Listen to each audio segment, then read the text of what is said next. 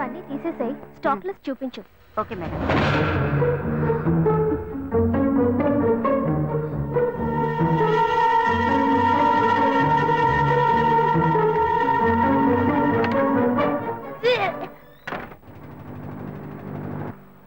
శివ, ఇంట్లో గొడవ. నేను ఇంటికి వెళ్ళను శివ, నీతోనే ఉండిపోతాను. ప్లీజ్, మనం ఎక్కడికైనా వెళ్ళిపోదాం. పెద్దవాళ్ళు మనసు నొప్పించి ఇంట్లోంచి పారిపోతే మనం సంతోషంగా ఉండగలమా, లేక వాళ్ళు సంతోషంగా ఉండగలరా? ఎవరికి సంతోషం లేని జీవితం మనకు అవసరమా? నా వల్ల కావట్లేదు శివ.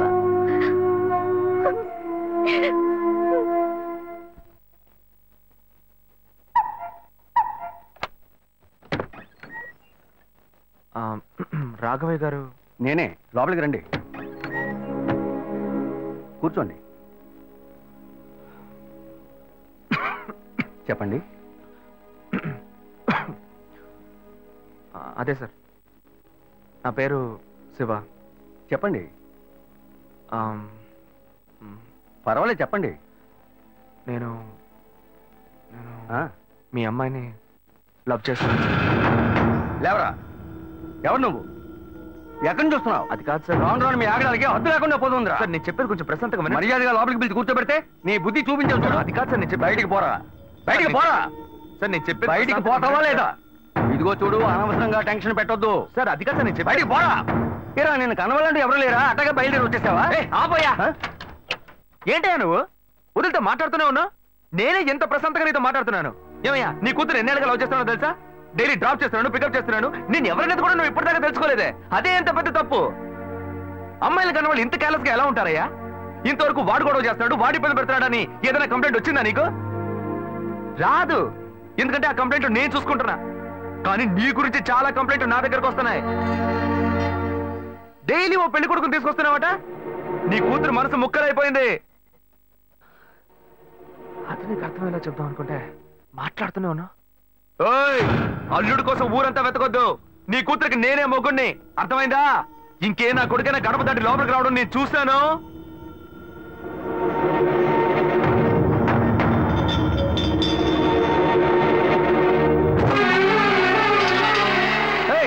ఎవరయ్యా లోపల? కొడుకుని కన్నులో బయటికి రండియ్యా. ఎవరండి మీరు? ఏం కావాలి? ఇప్పుడు ఇది నీకు చాలా ముఖ్యం. కొడుకుని కనిపించావే, వాడికి తగిన వయసులో పెళ్లి చేయకుండా ఎక్కడైనా ఎవరింట్లో అయినా పెళ్ళుంటే లేపుకు పొమ్మని చెప్తున్నావా? ఏమయ్యా, అరవకయ్య అందరూ వేడుకు చూస్తున్నారు. చూడనివయ్యా, బాగా చూడని. మీ అబ్బాయి మా ఇంటికి వచ్చి వచ్చినప్పుడు నా మర్యాద పోలా, ఇప్పుడు నీ మర్యాద గుర్తొచ్చిందా? వాడు బయటికి వెళ్ళాడు, రానండి, మేము అడుగుతాం. మీరు అనవసరంగా గొడవ చేయకండి. ఇంకోసారి మా ఇంటి పక్కకు వచ్చాడంటే అంతే సంగతి. ఏమయ్యా, వాడికంటే నువ్వు చాలా పెద్ద గడిలా ఉన్నావు. వాడిని పైన పెట్టుకుని వస్తే అడుగుతా అంటున్నావు. పిలవయ్య వాడిని. అయ్యో, వీడు వాడు కాదు, వాడి తమ్ముడు. ఊరిని చెడదొప్పడానికి ఒక్కడి చాలడని ఒకే మాదిరిగా ఇద్దరిని కన్నావు నువ్వు. వాడు రాగానే అడుగుతానని చెప్పాను కదా, పో బయటికి. మళ్ళీ వాడు గాని మా అమ్మాయిని చూడడానికి వస్తే నేను ఎవరో చూపిస్తా. తప్పకుండా తప్పకుండా. ఎవరండి ఆయన? రౌడీలాగా బెదిరించి వెళ్తున్నాడు. ఎవరికి తెలిసే? ఎవరు ఎక్కడి నుంచి వస్తున్నారో, ఎందుకు తిట్టిపోతున్నారో బొత్తిగా తెలియటం లేదు. కానీ వచ్చిన వాడు మాత్రం ఒక అమ్మాయి తండ్రి. నీ పెద్ద కొడుకు అక్కడికి వెళ్ళి గొడవ పెట్టుకొచ్చాడు, అది మాత్రం తెలుసు. ఇప్పుడు వాడి వల్ల మనకు కొత్త సమస్య వచ్చింది. మన బెటర్ కాదు. పోన్లే నాన్న. ఎవరన్నా అంకుల్ నిన్ను చాలా బ్యాడ్ గా మాట్లాడాడు? నీకు తెలిసింది, వాడికి తెలియట్లేదే. అవునన్నా, అది తలుచుకుంటుంటే నాకే చాలా బాధగా ఉంది, చాలా ఫీలింగ్ ఉంది నాన్న. వాడిని రాని, నేనే తనతో మాట్లాడతాను. రే, నువ్వెందుకు వాడితో మాట్లాడటం? వాడు రౌడీరా, నీతో గొడవ పడుతూనే ఉంటాడు. నువ్వు వెళ్ళు, పైకి పో. లేదన్నా, వాడిని రానివ్వు. నేను ఒక లాయర్ని, నా ఇంటి ముందు ఇలా జరగడం చాలా అసహ్యంగా ఉంది నాన్న. నేను మాట్లాడతాను. వాడిని కన్నందుకు ఇదంతా నేను అనుభవించాలరా, నీకెందుకురా? నువ్వు పైకి వెళ్ళు, తర్వాత మాట్లాడుకుందాం పో. సరే.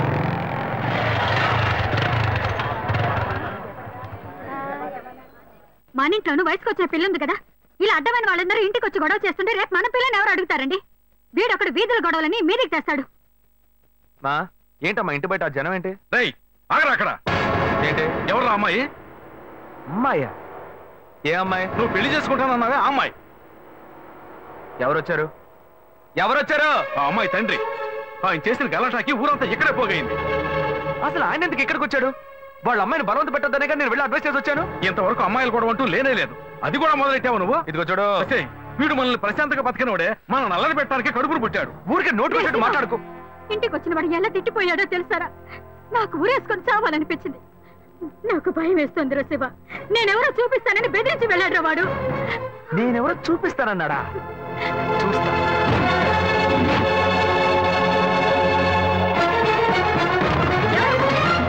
చూస్తా. నువ్వు మా ఇంటికి చెప్పినందువల్లే మా ఇంటి ఆయన మీ ఇంటికి వచ్చి చెప్పారు. అన్నిటికంటే అది మా పిల్ల. దాన్ని మేము ఎవరికైనా ఇచ్చి పెళ్లి చేస్తాం, మా ఇష్టం. అది కాదనడానికి నువ్వెవరు? మీ పిల్ల మీ ఇష్టమా? మాలాంటి కుర్రాళ్ళు ఒక అమ్మాయిని చూసి మాట్లాడి ఇష్టపడి పెళ్లి చేసుకుందాం డిసైడ్ చేసుకుంటే, మీలాంటి పెద్దవాళ్ళు ఊళ్ళ నుంచి సొంత వాళ్ళు మేనమావని ఎవడో ఒకటి తీసుకొచ్చి బలవంతం పెళ్లి చేయిస్తారు. ఆ పెళ్లికి మేము వచ్చి కూర్చొని సన్నాయి మేళ వాయిస్తాం అనుకుంటున్నారా? తోలు తీస్తా. ఎక్కడ రాఘవ? ఏయ్ రాఘవయ్య, ఇటు రావయ్యా, ఇటు రావయ్యా, రా.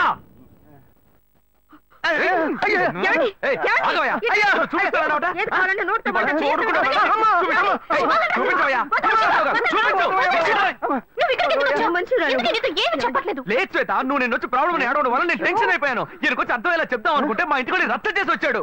మా నాన్న మామూలుగా నా గురించి మంచి చెప్తేనే నమ్మడు. ఈయన వెళ్ళి అమ్మాయి మ్యాటర్ అని చెప్పాడు. ఇక చెప్పాలా?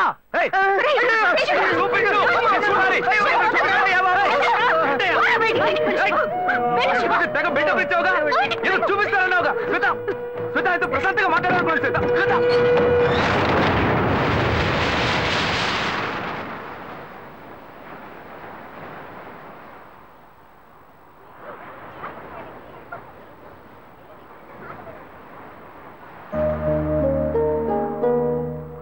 శివ, నీతో కొంచెం మాట్లాడాలి.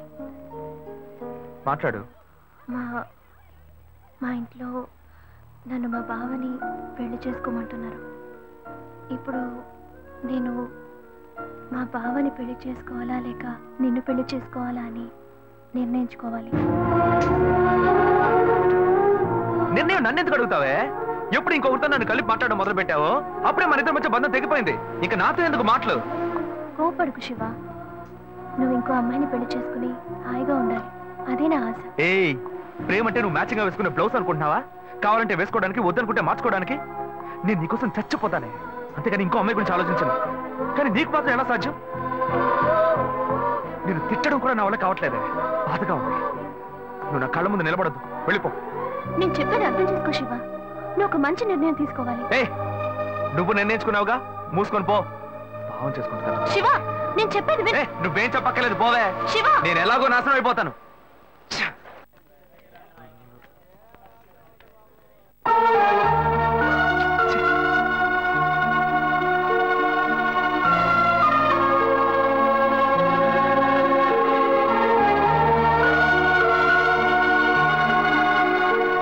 హలో హలో, నేను గాయత్రి మాట్లాడుతున్నా. అశోక్, నేను అర్జెంట్ గారితో మాట్లాడాలి, ప్లీజ్ అశోక్.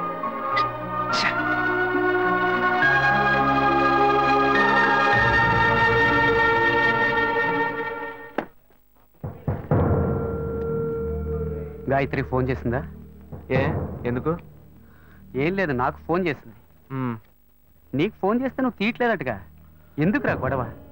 నా మాట వినరా, తను పోలీస్ కేసు పెడతానంటుందిరా. Police case? అదంతా నేను చూసుకుంటాను కానీ నువ్వు వెళ్ళు. మావా, నేను నీ మంచిగా చెప్తున్నానరా. ఈ అడ్వైస్లే వద్దురా, బయలుదేరు. తొక్కల అడ్వైస్. ఆ తర్వాత నీ ఇష్టం.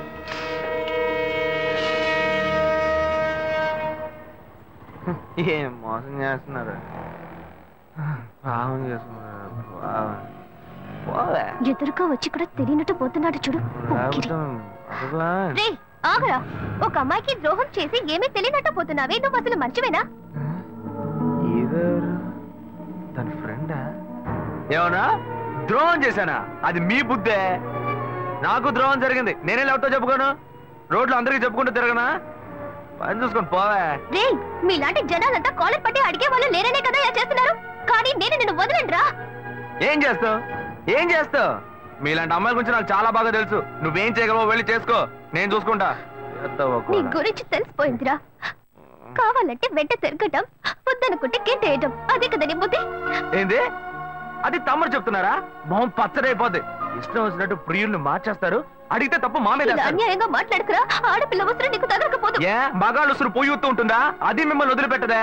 పోవే. నువ్వు వినాడు నన్ను మోసం చేయొచ్చు, కానీ నా కడుపులో బిడ్డ నిన్ను దోషంగా నిలబెట్టి తీరుతుందిరా. ఏంటి కొత్త కథలా ఉంది? ఏంటో వాగుతున్నా? ఎవడు పెట్టుకో నన్ను తండ్రిని చేస్తామండి?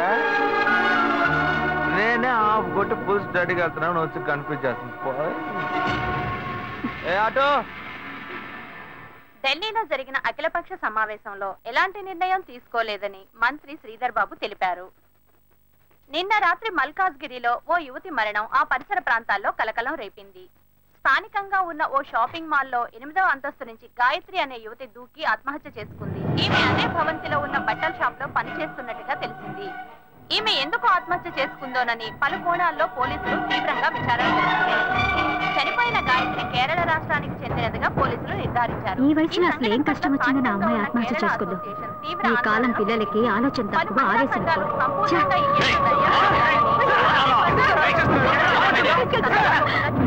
Order order order.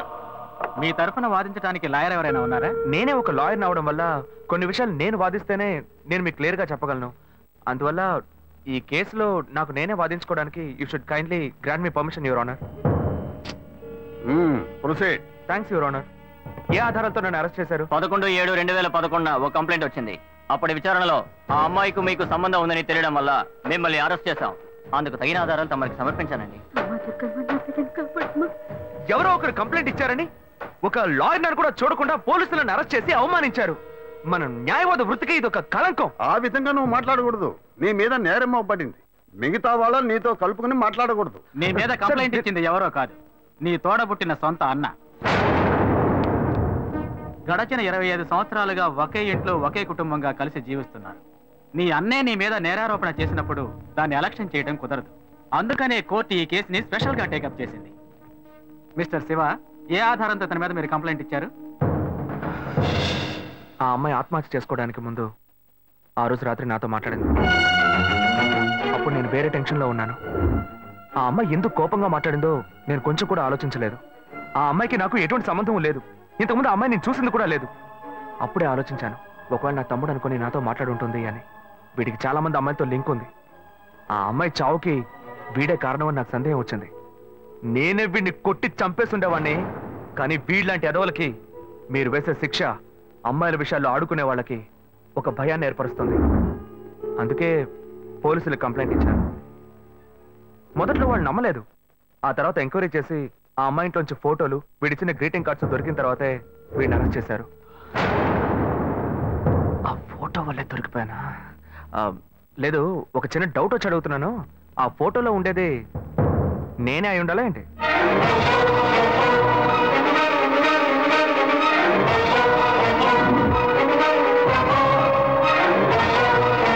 ఇద్దరు ఒకే మాదిరిగా ఉండటం వల్ల ఈ ఫోటోని ఆధారంగా తీసుకోవడం కుదరదు. వర్కౌట్ అయిపోయింది. దొరికావురా. ఆ అమ్మాయి ఆఖరిసారిగా మీ సెల్కే ఫోన్ చేసింది. ఆమె కాల్ డైల్ నెంబర్లో మీ నెంబర్ నమోదైంది. దీనికి మీరేం చెప్తారు? అయ్యుండదు సార్. నేను నిజాయితీ గల లాయర్ని. నాకు చాలా మంది క్లయింట్స్ ఉన్నారు. ఆ అమ్మాయికి ఉన్న సమస్యకి ఎవరినైనా ఐడియా అడుగుంటుంది, వాళ్ళు నా నెంబర్ ఇచ్చి ఉంటారు. నేను బిజీగా ఉండడం వల్ల ఆ అమ్మాయి ఫోన్ అటెండ్ చేసి ఉండను. అంత మాత్రం నేను నేరస్తుని అవుతానా సార్? ఇప్పుడు నేను మీకు ఫోన్ చేస్తాను, మీరు ఎత్తలేదు, నేను చస్తాను. నా చావుకు మీరే కారణం అవుతారా? అప్పుడు పోలీసులు మిమ్మల్ని కూడా అరెస్ట్ చేస్తారా? సార్, వీడు తప్పు చేసి లాయర్ తెలివితేటలతో కన్ఫ్యూజ్ చేసి తప్పించుకోవాలని చూస్తున్నాడు. అనే నా మీద నేరం మోపుతున్నావు, పర్వాలేదు, నేను నీ తమ్ముడిని.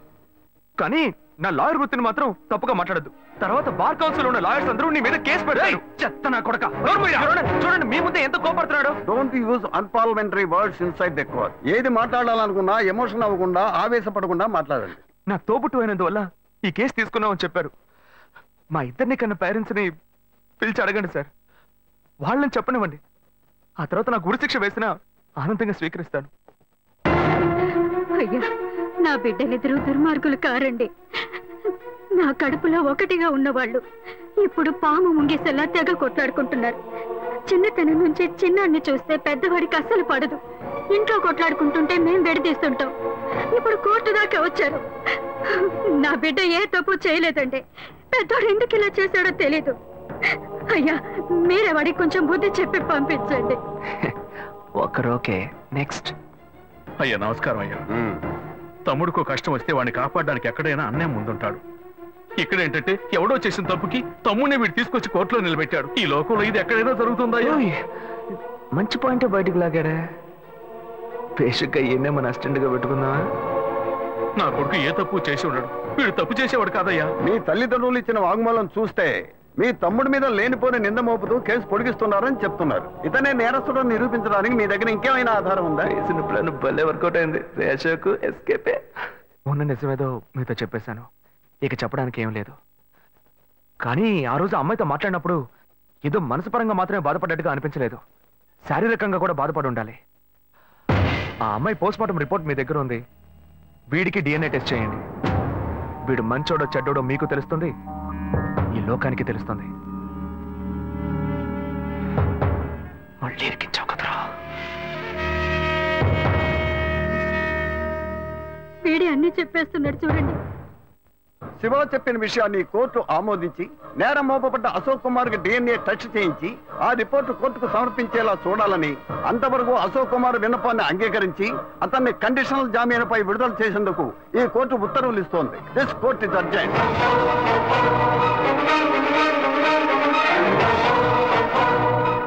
తప్పు చేసి తప్పించు. ఆగరాక్కడే తోట పుట్టిన వాడిని పోలీసులకు పట్టించి కోర్టు బోన్లో నిలబెట్టి కుటుంబం మర్యాద మంట కలిపి ఇక్కడికి ఎందుకు వచ్చావరా? మన మధ్య బంధమే లేదు, పోరా బయట. వెంకటాచలం, అది నువ్వు చెప్పకూడదు, చచ్చిపోయిన మీ బాబు వచ్చి చెప్పాను. ఎందుకంటే ఆయన సంపాదించుకోండి ఇల్లు ఇది. కన్న తండ్రినే పేరు పెట్టి పిలుస్తాను. మహాలక్ష్మి, నువ్వు సైలెంట్ గా ఉండు. నువ్వు ఆపోయా, నేను చూస్తూనే ఉన్నాను. కోర్టులో అందరూ వాడి సపోర్ట్ గా సాక్ష్యం చెప్పారు. ఏదో వాడు మంచి వాడు అన్నట్టు, నేను చెడ్డవాడు అన్నట్టు ఏమనుకుంటానయ్యా? వచ్చారు చూడు నీ పుత్ర రత్నం, ఏం అవతారంలో వచ్చాడు చూడు. వాడిని నమ్ముతారేంటయ్యా? వాడేం చేస్తాడ్రా? ఒక పగవాడిలో సొంత అన్నయ్య ఇలా చేస్తే వాడి మనసు ఎలా తట్టుకుంటుంది? పిచ్చ డైలాగ్ అందించాడు. నిజమేనన్నా, నిజమే. నేను ఫుల్ గా తాగాను. నా మొహం చూడండి నాన్న. ఎప్పుడు పాలు మాత్రమే తాగి నేను ఇప్పుడు బ్రాండీ తాగానంటే ఏ మనసు తట్టుకోలేకపోతుంది. బయట మనిషి అయినా పర్లేదు నాన్న, తోడు పుట్టిన అన్నయ్య ఇలా కక్ష కడితే మన ఇంటికి రావడానికి నాకు మనసు ఒప్పట్లేదు. మిమ్మల్ని అన్నయ్యని వదిలేసి నేను ఎక్కడికి వెళ్తాను నాన్న? తెలివి తక్కువడా? అంతా నీ వల్లేరా? అన్నయ్య తిట్టకండి నాన్న, తిట్టకండి. ఆయన చాలా మంచోడు, నీతిపరుడు. చాలు ముయ్యరా. ఆపరా, వాడు చెప్పేదంతా నిజమే. వాడు మన మీద ఎంత ప్రేమ చూపిస్తున్నాడు చూడు. కానీ నువ్వు నవి ఈ కుటుంబంలో ఒంటరివే. నీ వల్ల మాకెప్పటికీ సుఖం లేదురా. ఏమయ్యా, వాడొక్కడే జైలుకి వెళ్ళి గంజి తాగుతాడు అనుకున్నాను. కానీ మీరు వాడికి ఇచ్చే సపోర్ట్ చూస్తుంటే కుటుంబంతో సహా వెళ్ళేట్టున్నారు. ఏ బాను, నువ్వు ఈ గుంపుతో కలవకు, దూరంగా ఉండు. తీర్పు ఇంకా రాలేదురా, నువ్వు బెయిల్లోనే వచ్చావు.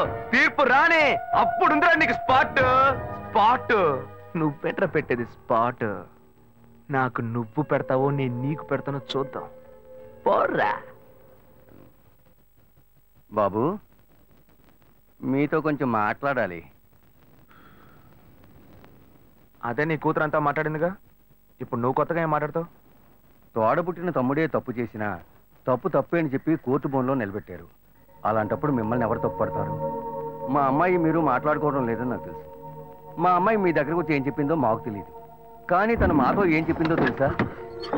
ఇక్కడికి ఎందుకు వచ్చాడు ఆ రౌడీ? వాడిని బతవాలనుకుంటున్నావు? అమ్మా, నువ్వు శివ గురించి తప్పుగా మాట్లాడుకో. నువ్వు నాకెంత ముఖ్యమో తను కూడా అంతే. ఓ, అప్పుడు నీకు మాకన్నా ఆ చేపలోడే ముఖ్యమైపోయాడా? అతను చేపల మార్కెట్కి వెళ్ళింది నా వల్లే. స్కూల్లో ఒక టీచర్ నాతో తప్పుగా నడుచుకోవడానికి ప్రయత్నం చేశాడు. శివ అతన్ని పట్టుకుని అతని తల పగలు కొట్టాడు. నలుగురు ముందు చెప్తే నాకు అవమానంగా ఉంటుందని ఎందుకు కొట్టాడో ఎవరికీ చెప్పలేదు. అందువల్లే అతను చదువుకోలేకపోయాడు. అతను చదువుకునుంటే ఇలా చేపల మార్కెట్కి వెళ్లాల్సిన అవసరం వచ్చేది కాదు. శివ నేను ప్రేమించడం మొదటి 10 సంవత్సరాలైంది. నేను అతన్ని మర్చిపోను లేను, మీరు మమ్మల్ని విడదీను లేరు. దయచేసి నన్ను విడిచిపెట్టండి అమ్మా. విడిచిపెడతావే, అతనితోనే వెళ్ళి బతుకు. కానీ అదంతా చూడడానికి నేను ప్రాణాలతో ఉండను. నేను ప్రాణాలతో ఉండను. నేను ప్రాణాలతో ఉండను. కమలా, కమలా, తలుపు తెరువు, తలుపు తెరువు, కమలా, కమలా, తలుపు తెరువు, తలుపు తెరువు, కమలా, కమలా, కమలా, తలుపు తెరువు, కమలా, కమలా. అయ్యో కమలా, ఏ అగత్యం చేయొద్దు కమలా. ఎందుకు ఇలా చేస్తున్నావు? చచ్చి నాపై పగ తెచ్చుకోవాలని చూస్తున్నావా? నీ ఆఖరి ఆడదని తీసావు కదా, ఇలా కెరోసిన్ పోసుకొని చేస్తాను, ఊరేసుకొని చేస్తానని చెప్పి కన్ను పుట్టే సంతోషాన్ని చావు కొట్టేయండి. ఇప్పుడు నేనేం చెయ్యాలి? అతన్ని పెళ్లి చేసుకోకూడదు, అందుకేగా ఇదంతా. నువ్వు చావద్దు, బాగా బతుకు. నేను నిర్ణయించుకున్నాను. అతనితో కలిసి బతికేదే జీవితం కాదు. అతన్ని తలుచుకుని బతుకుతూ నేను చచ్చిపోతాను. నేను ఇంక శివాని డిస్టర్బ్ చేయను. అతను కూడా మిమ్మల్ని డిస్టర్బ్ చేయడు. కానీ ఒక్కటి, నువ్వు నన్ను వాణ్ణి చేసుకో వీణి చేసుకో చెప్పావో నువ్వు చావు. నువ్వు చావు.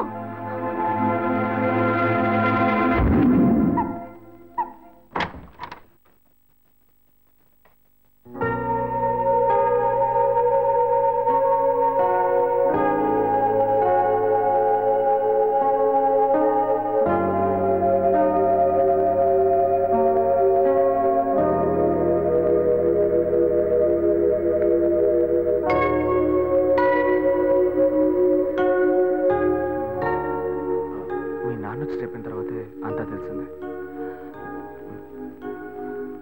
నన్ను క్షమించు శ్వేత. శివ